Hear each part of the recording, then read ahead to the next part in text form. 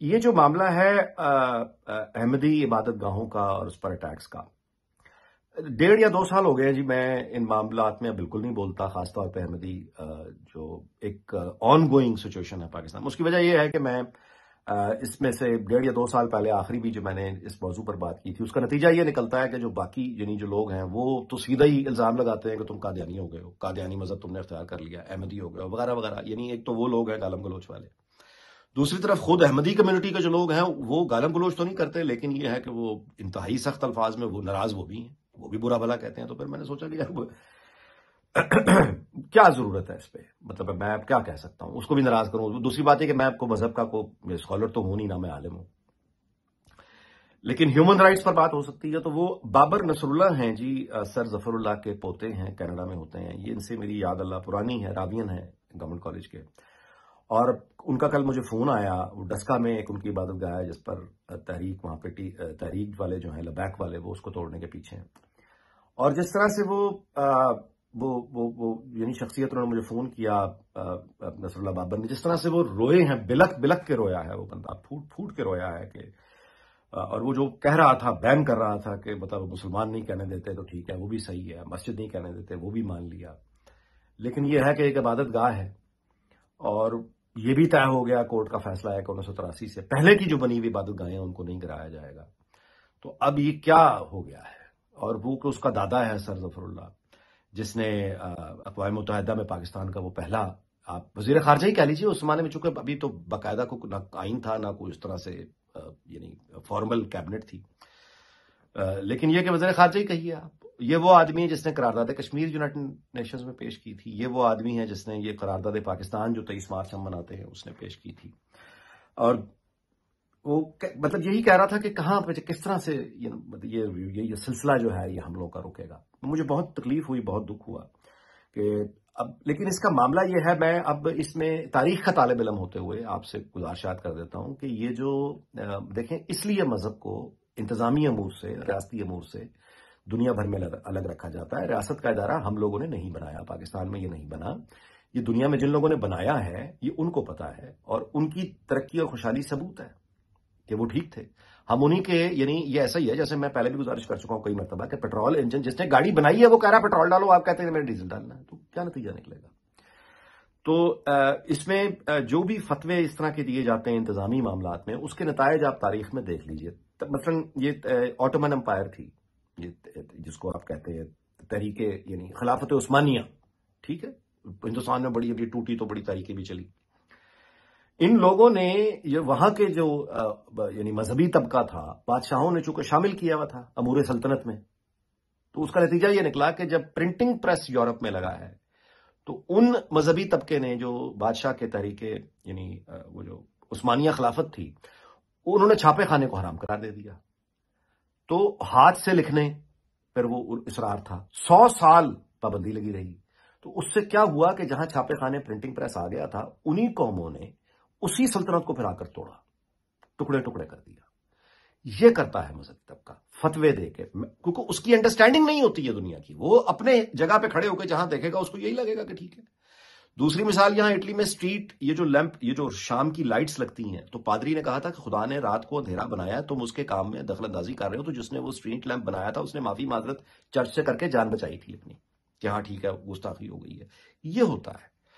اچھا، وہی یہ جو مذہبی علماء جن کے فتوے پہ ہم مرنے مارنے کو ایک دوسرے کو تیار رہتے ہیں، یہ انہی کے فتوے ہیں کہ انسان کا جو اسلامی، آپ کو بتا رہا ہوں فتویٰ ویسے کوئی قانون نہیں ہوتا، قانونی رائے، فتوے کا مطلب ہے قانونی رائے، ایک رائے۔ جس طرح 2 وکیل ایک ہی مقدمے پہ لڑتے ہیں، دونوں نے ایک ہی کتاب پکڑی ہوتی ہے آئین کی، اس کا خیال بالکل اور ہے، اس کا بالکل اور ہے، اسی طرح سے فتوے بھی اس طرح ہی ہوتے ہیں، یعنی ایک ہی شریعت پہ ایک عالم کا خیال ہے، دوسرے کا اور ہے، نتیجہ آپ کے سامنے نہیں ہے۔ اب فتویٰ موجود ہے کہ آپ انتقال خون نہیں کر سکتے، ایک انسان کا خون دوسرے خون کو نہیں دوسرے انسان میں خون نہیں لگ سکتا، یعنی ایک آدمی کا خون دوسرے آدمی کو نہیں لگ سکتا، یہ غیر اسلامی ہے، فتویٰ موجود ہے، تو پھر کیا خیال ہے؟ اچھا، یہ جو میں نے آپ کو فتویٰ عثمانیہ والوں کو بتایا ہے کہ پرنٹنگ پریس حرام ہے، تو آج قرآن مجید کہاں چھپ رہے ہیں بھائی؟ بتا دیجیے۔ لاؤڈ سپیکر حرام ہے، آج لاؤڈ سپیکر کا سب سے زیادہ استعمال کون کرتا ہے؟ آپ کے سامنے ہے۔ الٹرا ساؤنڈ کی مشین فتوے میں موجود ہے، حرام ہے، آپ بتا دیجیے۔ اسی الٹرا ساؤنڈ کیا یعنی انتہا پسند ترین کون سا وہ مذہبی طبقہ ہے جو الٹرا ساؤنڈ پہ سے انکار کرے گا؟ ایکس رے مشین کو حرام قرار دیا گیا. آپ بتا دیجئے پھر کیا ہے. اور یہ جو یو ٹرن ہے ہمارے، اللہ کے قانون تو قیامت تک ہیں، وہ تو نہیں بدلتے. اگر یہ اس بات کو سچا مان لیا جائے کہ پرنٹنگ پریس حرام ہے، تو پھر تو قرآن مجید پرنٹنگ پریس پہ چھپ رہے ہیں، تو پھر یہ معاملہ کہاں ختم ہوگا؟ اگر تو انتقال خون یعنی ایک انسان کا خون دوسرے کو لگانا واقعی حرام ہے، تو پھر اب حلال کیسے ہو گیا؟ اگر الٹرا ساؤنڈ کی مشین حرام تھی تو آج حلال کیسے ہو گئی؟ اگر ایکس رے مشین حرام تھی تو پھر آج حلال کیسے ہو گئی؟ اگر اس وقت کسی وقت لاؤڈ سپیکر ہندوستان کا ہی فتویٰ ہے شاہ ولی اللہ کا کہ شیطان بولتا ہے لاؤڈ سپیکر میں، تو پھر آج کیا خیال ہے؟ حلال کیسے ہو گیا؟ اللہ کی شریعت کبھی نہیں بدلتی، اس کے قانون قیامت تک ہیں. یہ ہمارا فہم ہے، سمجھنے کا جو ہمارا شعور ہے، یہ وہ شعور ہے جو بدل رہا ہے، یہ وہ فہم ہے جو بدل رہا ہے. اللہ کے قانون نہیں بدل رہے، سمجھنے میں غلطی کر رہے ہیں. سو یہی جو لوگ جنہوں نے یہ سارے جب آپ اس پس منظر کو ذہن میں رکھیں گے تو اس کے بعد کسی کی جان لینے سے پہلے، کسی کی عبادت گاہ پر حملہ کرنے سے پہلے، کسی پر عزت اچھالنے سے پہلے اللہ کا ڈر، اللہ کا خوف آپ کے دل میں آئے گا. اور اس سے جان چھڑانے کا طریقہ ان تمام مذہبی طبقے سے، آپ کو پتا ہے کہ یہاں پہ جو ایک تحریک روشن خیالی کی جسے کہتے ہیں جرمنی سے اٹھی تھی، مارٹن لوتھر اس آدمی کا نام تھا، وہ امریکہ والا مارٹن لوتھر کنگ نہیں، یہ جرمنی میں تھا. اس مارٹن لوتھر نے پتا کیا کیا تھا؟ جہاں سے وہ تحریک شروع ہوئی تھی روشن خیالی کی، اس نے بائبل کا جو لیٹن میں پڑھائی جاتی تھی، قدیم زبان، مشکل جان بوجھ کر رکھا ہوا تھا، اس کا ترجمہ جرمن لینگویج میں کر دیا تھا. تو جرمنی کے رہنے والے جو عام مزدور تھے، کسان تھے، انہوں نے اپنی زبان میں بائبل کو جب پڑھنا اور سمجھنا شروع کیا تو وہ خلاف ہو گئے پادری کا، اور تم ہمیں کیا سمجھاتے رہے ہو. یہاں سے شروع ہوئی تھی وہ تحریک. تو ہمارے ہاں بھی یہ جو مذہبی طبقہ افغانستان میں جو یہ تعلیم بند کی ہوئی ہے، اسلام کے نام پر کی ہوئی ہے، حالانکہ یہ ان کا صدیوں پرانی روایت کھڑی ہے قبائلی، وہ صدیوں پرانی قبائلی روایت کو مذہب بتاتے ہیں اور اس کو سمجھتے ہیں. کیا پاکستان میں کے مسلمان اس بات سے اتفاق کرتے ہیں؟ ظاہر ہے کہ نہیں. اب آپ کو سمجھ آ رہا ہے، اس لیے ان معاملات کو انتظامی امور سے علیحدہ رکھا جاتا ہے. چلیے بہرحال یہ بہت ظلم ہے.